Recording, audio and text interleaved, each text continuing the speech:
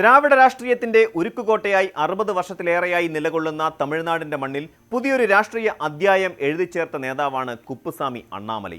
പെരിയാറിസം, അണ്ണാ DMK എന്നീ വൻമരങ്ങൾ ആഴത്തിൽ വേരോടിയ തമിഴകത്ത് ദേശീയ പാർട്ടിയായ BJPക്ക് ഒരു വോട്ട് ബാങ്ക് ഉണ്ടാക്കിയെടുക്കുക എന്നത് അസാധ്യമായ കാര്യമായാണ് രാഷ്ട്രീയ നിരീക്ഷകർ വിലയിരുത്തിയിരുന്നത്. എന്നാൽ ആ അസാധ്യമായ കോട്ടയിൽ വിള്ളൽ വീഴ്ത്താൻ ഒറ്റയ്ക്ക് പോരാടിയ ഒരു മുൻ IPS ഉദ്യോഗസ്ഥൻ കടന്നു വന്നതോടെ തമിഴ്നാട് രാഷ്ട്രീയം ഒരു പുതിയ ദിശയിലേക്ക് മാറി.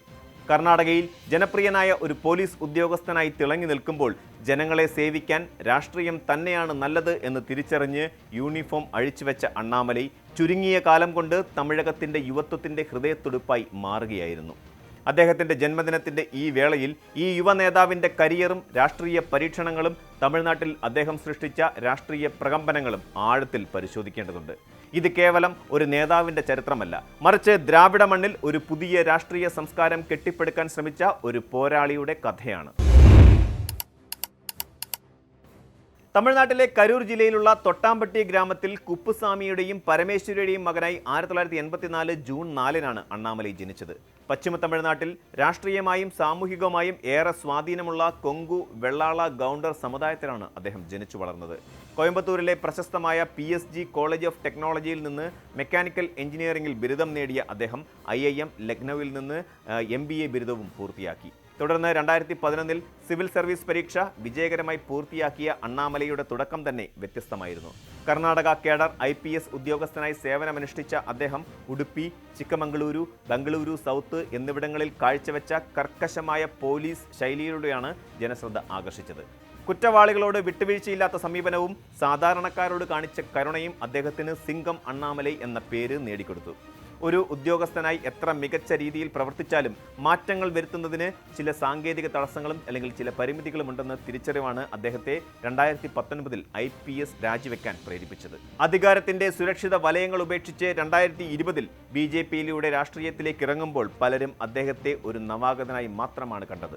എന്നാൽ കേവലം ഒരു വർഷത്തിനുള്ളിൽ 2021 പാർട്ടിയുടെ ചരിത്രത്തിലെ ഏറ്റവും പ്രായം കുറഞ്ഞ തമിഴ്നാട് സംസ്ഥാന പ്രസിഡന്റായി അദ്ദേഹം ചുമതലയേറ്റെടുത്തു.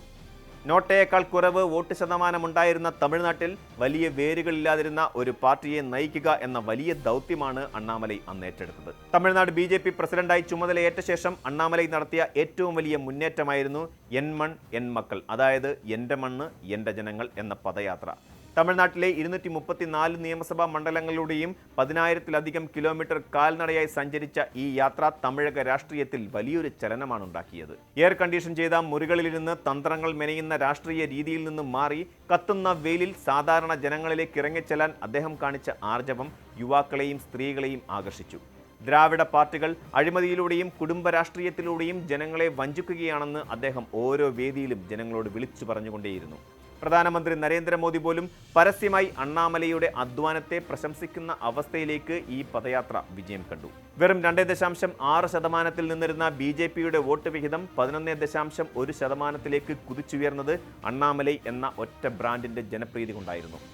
സോഷ്യൽ മീഡിയയിൽ ലക്ഷക്കണക്കിന് ഫോളോവേഴ്സിനെ സൃഷ്ടിച്ചുകൊണ്ട് DMKയുടെ ശക്തമായ IT വിങ്ങിനെ പ്രതിരോധിക്കാൻ അദ്ദേഹം പുതിയൊരു ഡിജിറ്റൽ രാഷ്ട്രീയ ശൈലി തന്നെ രൂപീകരിച്ചു. ഭരണപക്ഷമായ DMKയെ ചരിത്രത്തിൽ ഒരിക്കലും ഉണ്ടാകാത്ത വിധം പ്രതിരോധത്തിലാക്കാൻ അണ്ണാമലൈക്ക് സാധിച്ചത് അദ്ദേഹം പുറത്തുവിട്ട DMK ഫയൽസ് എന്ന അഴിമതി രേഖകളിലൂടെയായിരുന്നു.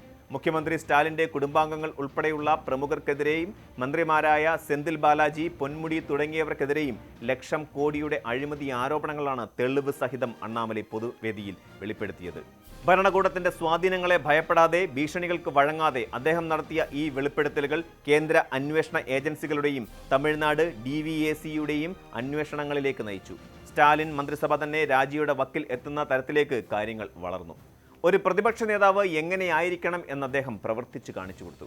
ഇംഗ്ലീഷിലും തമിഴിലും ഒരുപോലെ തീപ്പൊരി പാറിക്കുന്ന പ്രസംഗങ്ങളിലൂടെ അദ്ദേഹം ദ്രാവിഡ നേതാക്കളുടെ ഉറക്കം കെടുത്തി. ഞാൻ ഹിന്ദുവാണ്, തമിഴനാണ്, ഇന്ത്യക്കാരനാണ് എന്ന് നെഞ്ചു വിരിച്ചു പറഞ്ഞുകൊണ്ട് പെരിയാറിസ്റ്റ് രാഷ്ട്രീയത്തിൻ്റെ യുക്തികളെ അദ്ദേഹം ജനങ്ങൾക്ക് മുന്നിൽ ചോദ്യം ചെയ്തു. അണ്ണാമലയുടെ രാഷ്ട്രീയ ജീവിതത്തിലെ ഏറ്റവും വലിയ വൈരുദ്ധ്യം എന്നത് അദ്ദേഹം ഉണ്ടാക്കുന്ന വലിയ ജനപ്രീതി വോട്ടുകളായി പൂർണ്ണമായും മാറ്റാൻ കഴിഞ്ഞില്ല എന്നതാണ്. 2021 നിയമസഭാ തെരഞ്ഞെടുപ്പിൽ അരവക്കുറിച്ചിയിൽ നിന്നും 2024 ലോക്സഭാ തെരഞ്ഞെടുപ്പിൽ കോയമ്പത്തൂരിൽ നിന്നും മത്സരിച്ചെങ്കിലും അദ്ദേഹത്തിന് വിജയിക്കാൻ സാധിച്ചില്ല. സാധാരണ രാഷ്ട്രീയത്തിൽ തുടർച്ചയായ 2 പരാജയങ്ങൾ ഒരു നേതാവിൻ്റെ കരിയർ അവസാനിപ്പിക്കാറാണ് പതിവ്. എന്നാൽ തമിഴ്നാട്ടിൽ അണ്ണാമലയുടെ കാര്യത്തിൽ അത് സംഭവിച്ചില്ല. വോട്ട് വിഹിതം വർദ്ധിപ്പിക്കാൻ കഴിഞ്ഞെങ്കിലും സീറ്റുകൾ നേടാനാകാത്തത് BJPയുടെ സംഘടനാപരമായ പരാജയമായാണ് വിലയിരുത്തപ്പെട്ടത്. എന്നിരുന്നാലും വലിയ ജനക്കൂട്ടത്തെ ആകർഷിക്കാനും കോളേജ് ക്യാമ്പസുകളിൽ ഫാൻസ് അസോസിയേഷനുകൾ വരെ ഉണ്ടാക്കാനും അദ്ദേഹത്തിന് സാധിച്ചു. 18നും 35നും ഇടയിൽ പ്രായമുള്ള ന്യൂജൻ ജെൻസി യുവാക്കൾക്ക് അഴിമതിയില്ലാത്ത നട്ടലുള്ള ഒരു നേതാവായി അണ്ണാമലൈ മാറുകയായിരുന്നു. രാഷ്ട്രീയ കണക്കുകൂട്ടലുകൾക്കപ്പുറം ജനങ്ങളുമായി ഒരു വൈകാരിക ബന്ധം സ്ഥാപിക്കാൻ ഈ പരാജയങ്ങൾക്കിടയിലും അദ്ദേഹത്തിന് കഴിഞ്ഞു. തമിഴ്നാട്ടിൽ BJPക്ക് സ്വന്തമായി ഒരു അടിത്തറയുണ്ടാകണമെങ്കിൽ അണ്ണാ DMK പോലെയുള്ള പ്രാദേശിക പാർട്ടികളുടെ നിഴലിൽ നിന്ന് പുറത്തു കടക്കണമെന്ന് അണ്ണാമലൈ ശക്തമായി വാദിച്ചു. സഖ്യകക്ഷികളുടെ ഔദാര്യത്തിൽ പാർട്ടി വളരില്ലെന്നും ഒറ്റയ്ക്ക് പോരാടി കരുത്ത് തെളിയിക്കണമെന്നുമുള്ള അദ്ദേഹത്തിന്റെ നിലപാട് വലിയ ചർച്ചകൾക്ക് വഴിവെച്ചു. അണ്ണാ DMK നേതാക്കൾക്കെതിരെ അദ്ദേഹം നടത്തിയ കടുത്ത വിമർശനങ്ങൾ ഒടുവിൽ 2023 BJP അണ്ണാ DMK സഖ്യം തകരുന്നതിലേക്ക് നയിച്ചു. എന്നാൽ ഡൽഹിയിലെ കേന്ദ്ര നേതൃത്വത്തിന് ദീർഘകാല രാഷ്ട്രീയ കണക്കുകൂട്ടലുകളായിരുന്നു പ്രധാനം.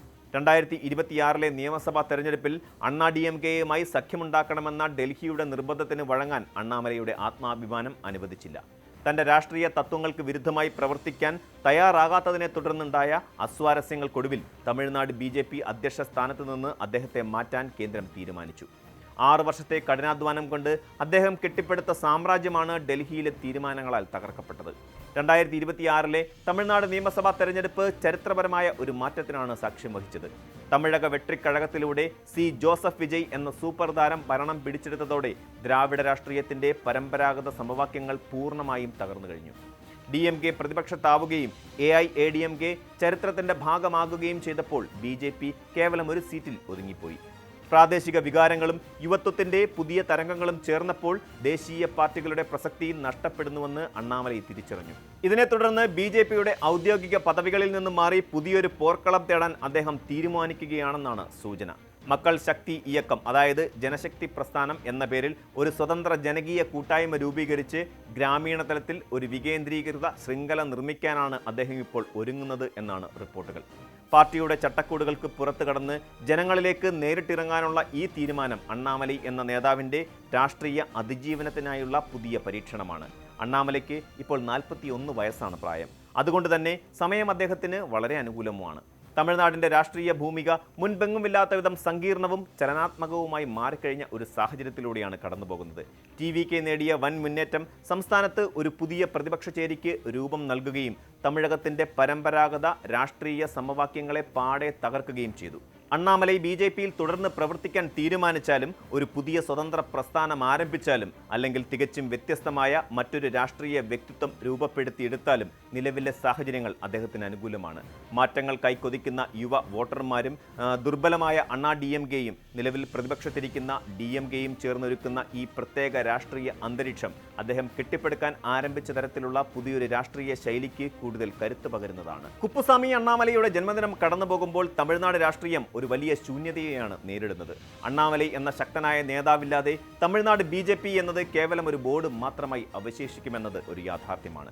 കേഡർമാരെ ഉണ്ടാക്കിയതും ജനങ്ങളെ ആകർഷിച്ചതും വോട്ട് വിഹിതം 11% എത്തിച്ചതും അദ്ദേഹത്തിന്റെ വ്യക്തിപ്രഭാവം കൊണ്ട് മാത്രമായിരുന്നു. നയനാർ നാഗേന്ദ്രനോ വാനതി ശ്രീനിവാസനോ എൽ മുരുകനോ ആർക്കും തന്നെ അണ്ണാമലൈ സൃഷ്ടിച്ച ആ ജനപ്രവാഹം ഉണ്ടാക്കാൻ കഴിയില്ല. ഡൽഹിയിലെ തന്ത്രങ്ങൾ കൊണ്ട് മാത്രം ദക്ഷിണേന്ത്യൻ മണ്ണിൽ രാഷ്ട്രീയം വളർത്താൻ കഴിയില്ലെന്നും അതിന് മണ്ണിന്റെ മണമറിയുന്ന നേതാക്കൾ വേണമെന്നുമുള്ള പാഠമാണ് ഈ സംഭവങ്ങൾ നൽകുന്നത്. തെരഞ്ഞെടുപ്പുകളിൽ വിജയിച്ചില്ലെങ്കിൽ പോലും ദ്രാവിഡ കോട്ടയിൽ ആദ്യമായി വിള്ളൽ വീഴ്ത്തിയ പോരാളിയായി ചരിത്രം അണ്ണാമലയെ രേഖപ്പെടുത്തും. വരും നാളുകളിൽ അദ്ദേഹം തിരഞ്ഞെടുക്കുന്ന പുതിയ രാഷ്ട്രീയ പാത തമിഴ്നാടിൻ്റെ ഭാവി നിർണ്ണയിക്കുന്നതിൽ നിർണായക പങ്ക് വഹിക്കുമെന്ന് ഉറപ്പാണ്. ധീരമായ നിലപാടുകളോടെ മുന്നോട്ട് പോകുന്ന ഈ സിംഗത്തിന് ജന്മദിനാശംസകൾ നേരുമ്പോൾ തമിഴകം അദ്ദേഹത്തിൻ്റെ അടുത്ത ചുവടുവെപ്പുകൾക്കായി കാതോർക്കുകയാണ്. കൂടുതൽ വാർത്തകൾക്ക് news 18 Keralam YouTube channel subscribe ചെയ്യുക.